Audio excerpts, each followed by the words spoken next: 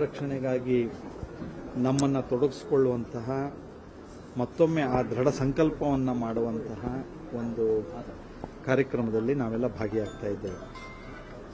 ನಾನು ಈ ಮಾತನ್ನು ಇಲ್ಲಿ ಉಲ್ಲೇಖಿಸ್ತಾ ಭಾರತೀಯರ ನಮ್ಮ ಸನಾತನ ಹಿಂದೂ ಧರ್ಮದ ನಮ್ಮ ನಂಬಿಕೆಗಳ ಶ್ರದ್ಧೆಭಕ್ತಿಯನ್ನು ಯಾವತ್ತೂ ಸಹ ಘಾಸಿಗೊಳಿಸುವಂತಹ ಆ ನಂಬಿಕೆಯನ್ನು ಕೆಡಿಸುವಂತಹ ಷಡ್ಯಂತ್ರಗಳು ಅಂತಾರಾಷ್ಟ್ರೀಯ ಮಟ್ಟದ ಯೋಜನೆಯ ಭಾಗವಾಗಿ ಅದು ಎಲ್ಲ ಕಡೆಯಲ್ಲಿಯೂ ಜಾರಿಯಲ್ಲಿದೆ. ಹಿಂದೆ ನಾವು ನಮ್ಮ ವೇದ ಪುರಾಣ ಇತಿಹಾಸಗಳನ್ನೆಲ್ಲ ನೋಡಿದಾಗ ಮಹಾಭಾರತ ರಾಮಾಯಣಗಳನ್ನೆಲ್ಲ ಆ ರಾಕ್ಷಸೀಯ ಪ್ರವೃತ್ತಿಯವರು ಅಂತ ಅವರು ತಮ್ಮ ಚಟುವಟಿಕೆಗಳನ್ನು ಈ ರೀತಿ ಮಾಡ್ತಾ ಇದ್ದಿದ್ದು ಉದಾಹರಣೆಗಳಿದೆ. ಈಗಲೂ ಸಹ ಅದೇ ಮನಸ್ಥಿತಿಯ ಕೆಲವು ವಿಚಾರಧಾರೆಯ ಎಡಪಂಥೀಯ ನಕ್ಸಲ್ ಮಾವೋವಾದ ಇತ್ಯಾದಿಗಳ ಒಂದು ಹೆಸರಿನಲ್ಲಿ ಅವರು ಇದೇ ನಮ್ಮ ಭಾರತೀಯ ಸನಾತನ ಹಿಂದೂ ಧರ್ಮದ ನಂಬಿಕೆ ಭಕ್ತಿಗಳನ್ನು ಕೆಡಿಸುವಂಥ ಪ್ರಯತ್ನವನ್ನು ಮಾಡ್ತಾನೆ ಇದ್ದಾರೆ. ಆದರೆ ನಾವು ಭಾರತೀಯರು ಒಗ್ಗಟ್ಟಾಗಿ ಒಂದಾಗಿ ನಮ್ಮ ಇತಿಹಾಸವನ್ನು ನೋಡಿದರೆ ನಮ್ಗೆ ಅರ್ಥ ಆಗತ್ತೆ.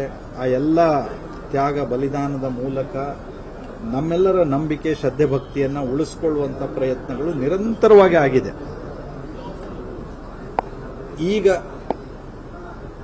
ರಾಜಕೀಯವಾಗಿ ರಾಜ್ಯದಲ್ಲಿ ಕಾಂಗ್ರೆಸ್ ಸರ್ಕಾರ, ದೇಶದಲ್ಲಿ ಇಂಡಿ ಗಠಬಂಧನ್ ರಾಹುಲ್ ಗಾಂಧಿಯವರ ಸೋನಿಯಾ ಗಾಂಧಿಯವರ ನೇತೃತ್ವದಲ್ಲಿ ಏನಿದೆಯೋ ಅವರು ತಮ್ಮ ಮತ ಬ್ಯಾಂಕನ್ನು ಭದ್ರಗೊಳಿಸಿಕೊಳ್ಳೋದಕ್ಕೆ ಬಹುಸಂಖ್ಯಾತರನ್ನ ಜಾತಿಯ ಆಧಾರದಲ್ಲಿ ಆಸೆ ಆಮಿಷಗಳ ಆಧಾರದಲ್ಲಿ ಒಡೆದು ಆಳಬಹುದು ಅನ್ನುವಂತಹ ಮನಸ್ಥಿತಿಗೆ ಕಾರಣದಿಂದ ಅವರು ಬಹುಸಂಖ್ಯಾತ ಹಿಂದೂಗಳ ಭಾವನೆಗಳನ್ನು ಘಾಸಿಗೊಳಿಸುವಂಥ ಪ್ರಯತ್ನದ ಭಾಗವಾಗಿ ಶ್ರೀ ಕ್ಷೇತ್ರ ಧರ್ಮಸ್ಥಳದ ವಿಷಯದಲ್ಲಿಯೂ ಸಹ ಅನೇಕ ಚಟುವಟಿಕೆಯನ್ನು ಮಾಡಿರೋದನ್ನು ಮಾಧ್ಯಮದವರು ಎಳೆಯಾಗಿ ಬಹಳ ವಿವರವಾಗಿ, ಅದರೊಳಗೂ ನಾನು ಧರ್ಮಸ್ಥಳದ ಮಾಧ್ಯಮ ಸ್ನೇಹಿತರಿಗೆ ಅಭಿನಂದಿಸಬೇಕು. ನೀವು ಬಹಳ ಸ್ಪಷ್ಟವಾಗಿ ನಡೀತಿರುವಂತಹ ಎಲ್ಲ ಚಟುವಟಿಕೆಯನ್ನು ಪಾರದರ್ಶಕವಾಗಿ ನಾವು ಜನತೆಗೆ ತಿಳಿಸುವಂಥ ಪ್ರಯತ್ನವನ್ನು ಮಾಡಿದ್ದೀರಿ.